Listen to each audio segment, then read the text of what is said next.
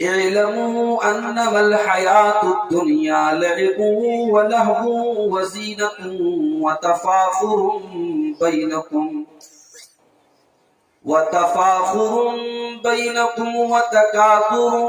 فی الاموال والاولاد کمثل غیث اعجب الکفار نباته ثم يهيج فتراه مصفرا ثم يكون حطاما وفي الآخرة عذاب شديد ومغفرة من الله ورضوان وما الحياة الدنيا إلا متاع الغرور.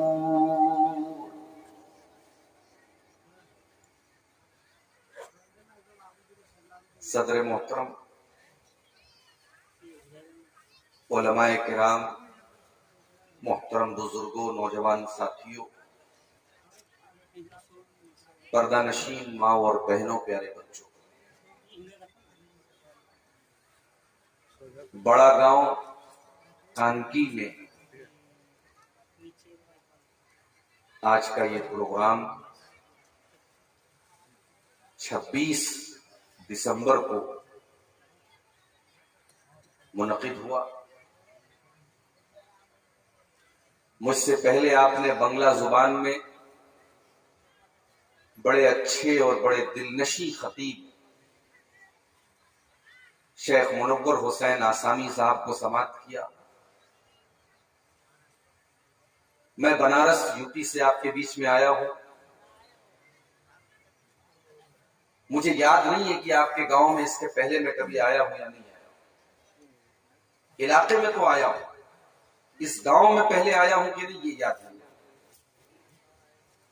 اور بڑی خوشی ہوئی یہ جان کر کہ یہاں ہمارے انصاری بھائی بھی بڑی تعداد میں رہ رہے ہیں، اور انہی لوگوں نے آج کا یہ جلسہ منعقد کیا ہے. اللہ تعالیٰ آج اس جلسے کو قبول فرمائے، اور جو آج کے اسٹیج سے جو باتیں اب تک بیان ہوئی ہیں یا جو میں بیان کروں گا، اللہ تعالیٰ کہنے والوں کو، سننے والوں کو، سب کو عمل کی توفیق عطا فرمائے. میرے بھائیوں، میں نے خطبہ مسنونہ کے بعد قرآن کریم کے 27ویں پارے کی ایک آیت پڑھی ہے، سورہ حدید کی آیت نمبر 20. ایک آیت ہے، یہ صرف ایک آیت، لیکن اس ایک آیت میں اللہ تبارک و تعالی نے انسان کی پوری زندگی کو بیان کیا.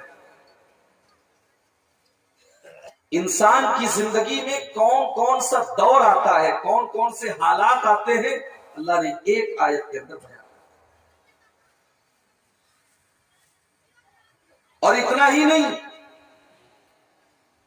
ایک آیت کے اندر اللہ تعالی نے انسان کی زندگی کے سارے دور کو بیان کیا، اور اس کے بعد دنیا اور آخرت کا ایک کمپیریزن کیا ہے، ایک تلنا کی ہے، ایک مقابلہ کیا ہے کہ میرے بندو دیکھ لو، یہ دنیا ہے، یہ آخرت ہے، اب تم فیصلہ کرو کہ تم دنیا کے پیچھے بھاگ رہے ہو یا آخرت کے پیچھے. تو بڑی جامع آیت ہے. آئیے پہلے اس آیت کو ہم سمجھتے ہیں، اس کے بعد ہم بات کو آگے بڑھیں. قرآن کا 27واں پارہ، سورہ حدید، آیت نمبر 20، آیت نمبر 20. اعلموا انما الحیات الدنیا لعب ولہو وزینۃ وتفاخر بینکم. میرے بندو تم جان لو، تم سمجھ لو، اعلموا تم جان لو، انما الحیات الدنیا کہ یہ دنیا کی زندگی لعب یہ تو کھیل ہے، ولہو تماشا ہے، وزینۃ اٹریکشن اور زینت ہے، وتفاخر بینکم اور ایک دوسرے کے اوپر فخر جتانا ہے. اب ذرا انسان کے اوپر غور کرو. بچہ پیدا ہوا، 6 مہینے کا ہے، تو آپ نے اس کے ہاتھ میں 6 مہینے کے لائق کھلونا لا کے دے دیا. 1 سال کا ہو گیا تو 1 سال کے لائق آپ نے کھلونا لا کے دے دیا. 2 سال کا ہوا 3 سال کا ہوا، 4 سال کا ہوا، بچے کا صرف ایک ہی کام ہے، وہ کھیلتا ہے، یا تو کھیلتا ہے یا کھا کر کے دودھ پی کر کے سو جاتا ہے۔ بچے کو کوئی ٹینشن نہیں ہے، اسے نہ کھانے کی ٹینشن ہے، اسے نہ کمانے کی ٹینشن ہے، نہ کسی کو حساب دینا ہے، اس کی زندگی کا بس ایک ہی مقصد ہے، وہ کھیلتا ہے۔ اللہ نے فرمایا اعلموا انما الحیات الدنیا لعب، میرے بندو تمہاری دنیا کی زندگی تو کھیل سے شروع ہوتی ہے۔ بچہ تھوڑا اور بڑا ہوا، 10 سال کا ہو گیا، ابھی بھی وہ کھیل رہا ہے، مگر اب کھیل کی نوعیت بدل گئی، اب کھیل کا طریقہ بدل گیا، اب وہ تھوڑا سیانہ ہونے لگا، اب تھوڑا ہوشیار ہونے لگا، اب تھوڑا بڑا ہونے لگا، اب کھیل کے ساتھ ساتھ اس کو تماشا بھی چاہیے۔ اعلموا انما الحیات الدنیا لعب ولہو، میرے بندو تمہاری زندگی کا یہ دوسرا دور آتا ہے جب تمہیں تماشے اچھے لگنے لگتے ہیں، جب تمہیں موج مستی اچھی لگنے لگتی ہے۔ انسان اور بڑا ہوا، لڑکا یا لڑکی 15 سال کے 18 سال کے ہو گئے، آئینے کے سامنے کھڑے ہو کر کے وہ دیر تک اپنے آپ کو نہارنے لگا، اپنے چہرے کے اوپر کریم پاؤڈر لگانے لگا، اپنے بالوں میں شیمپو لگانے لگا، اپنے آپ کو وہ سجانے لگا، سنوارنے لگا، اپنے آپ کو آکرشک بنانے لگا، اپنے آپ کو خوبصورت بنانے لگا۔ اعلموا انما الحیات الدنیا لعب ولہو وزینۃ، میرے بندو یہ تمہاری زندگی کا تیسرا دور ہے جب تمہارا مقصد ہوتا ہے کہ اپنے آپ کو کیسے سجایا جائے، کیسے سنوارا جائے، کیسے خوبصورت بنایا جائے، کیسے ہم لوگوں کو اچھے دکھنے میں لگے، ہم کتنے خوبصورت دکھنے میں لگے۔ اور آگے بڑھو، 20-22 سال کا ہو گیا، 25 سال کا ہو گیا، شادی ہو گئی، اب پیسہ کمانے کی دھن اس کے سر پر سوار ہو گئی، کیسے جلدی سے امیر بن جانا ہے، کیسے اپنے پڑوسیوں سے آگے نکل جانا ہے، کیسے اپنے رشتہ داروں سے آگے نکل جانا ہے، کیسے پورے گاؤں میں سب سے زیادہ پیسے والے بن جانا ہے۔ وَتَفَاخُرٌ بَيْنَكُمْ، میرے بندو اس کے بعد تو صرف ایک ہی مقصد ہوتا ہے کہ ایک دوسرے کے اوپر اپنے آپ کو فخر جتانا ہے، ایک دوسرے سے آگے نکلنا ہے، ایک دوسرے سے اپنے آپ کو بڑا دکھانا ہے۔ پھر اور آگے بڑھو، بچے ہو گئے، بچے بھی بڑے ہو گئے، اب انسان ادھیڑ ہو گیا، 40 سال کا ہو گیا، تھوڑا اور آگے بڑھو، 50 سال کا ہو گیا، پوتے پوتیاں ہو گئے، نواسے نواسیاں ہو گئے، چہرے پر جھریاں آ گئی، بال سفید ہو گئے، بدن کے اندر کمزوری آ گئی، جھک کر کے چلنے لگا، اب تو پیسہ کمانے کے لائق بھی نہیں رہ گیا، اب تو بس ایک ہی تمنا ہے، میرے اتنے پوتے ہو گئے، میرے اتنے نواسے ہو گئے، میرا پریوار کتنا بڑا ہو جائے اور میرے بچے خوب کما کر کے ڈھیر ساری پراپرٹی لے کے چلے آئے۔ وَتَكَاثُرٌ فِي الْأَمْوَالِ وَالْأَوْلَادِ، اس کے بعد مال اور اولاد کس طریقے سے زیادہ ہو جائے اور مال اور اولاد میں کس طریقے سے دوسروں سے آگے نکل جائیں، یہ دھن انسان کے اوپر سوار ہو جاتی ہے۔ غور کر رہے ہیں آپ؟ اللہ تعالیٰ نے چند الفاظ میں انسان کے جیون چکر کو بیان کر دیا، انسان کی زندگی کے پورے سفر کو بیان۔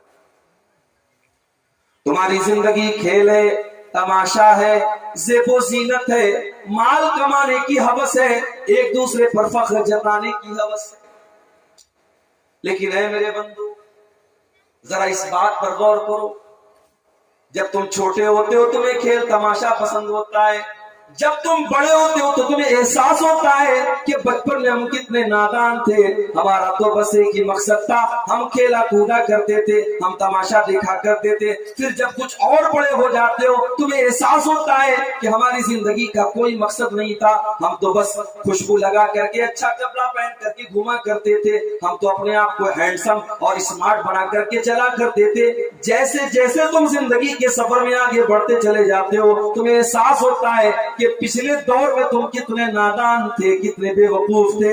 اللہ فرماتا ہے میرے بندو جس طریقے سے زندگی کے ہر دور میں پیچھے والا دور تم کو بے وقوفی والا نظر آتا ہے, اسی طریقے سے جب تم اللہ کے پاس جاؤ گے, جب تم مرنے کے بعد اللہ کو منہ دکھاؤ گے, تمہیں احساس ہوگا کہ تم دنیا میں کتنے بے وقوف تھے, تم کتنے نادان تھے, تم نے آخرت کو دنیا کے اوپر ترجیح دے کر کے رکھا تھا. اب اللہ تعالیٰ مثال دے رہا ہے, اور یہ مثال آپ کو بہت اچھے طریقے سے سمجھ میں آئے گی, کیونکہ میں تو گاؤں میں نہیں رہتا ہوں, میں تو شہر میں رہتا ہوں, میں کھیتی نہیں کرتا ہوں, آپ کھیتی کرتے ہیں, آپ زیادہ بہتر طریقے سے سمجھیں. کمثل غیث اعجب الکفار نباتہ, دنیا کی مثال تو اس کھیتی کی طرح ہے جب آسمان سے بارش ہوتی ہے, کھیتی ہری بھری ہو جاتی ہے, اور اتنی ہری بھری ہو جاتی ہے, اعجب الکفار نباتہ, کھیتی کرنے والے جو کسان ہوتے ہیں وہ اپنی کھیتی کو دیکھ کر کے بڑے خوش ہو جاتے ہیں, اس بار دھان کی پیداوار بہت اچھی ہوگی, اس بار سرسوں کی پیداوار بہت اچھی ہوگی, اس بار مکئی کی پیداوار بہت اچھی ہوگی. بارش کے بعد جب وہ اپنی پیداوار کو لہلاتا ہوا دیکھتے ہیں, اعجب الکفار نباتہ, تو کھیتی کرنے والے خوش ہو جاتے ہیں. ثم یہی جو پھر ایک ایسا بھی وقت آتا ہے جب وہ کھیتی پک جاتی ہے, جب وہ کھیتی تیار ہو جاتی ہے, ثم یہی جو فتراہ مصفرا, کل تک جو کھیتی ہری بھری تھی آج وہ زرد رنگ کی نظر آنے لگتی ہے, وہ پیلی پیلی ہو جاتی ہے, وہ اس بات کی پہچان ہوتی ہے کہ اب یہ کھیتی پک چکی ہے. ثم یکون حطاما, پھر ایک ایسا بھی دن آتا ہے جب کھیتی کو کاٹ دیا جاتا ہے, پوری فصل کو کاٹ دیا جاتا ہے. کل جہاں ہری بھری فصل لہلہا رہی تھی, آج جب فصل کو کاٹ دیا جاتا ہے تو چٹیل میدان ہو جاتا ہے.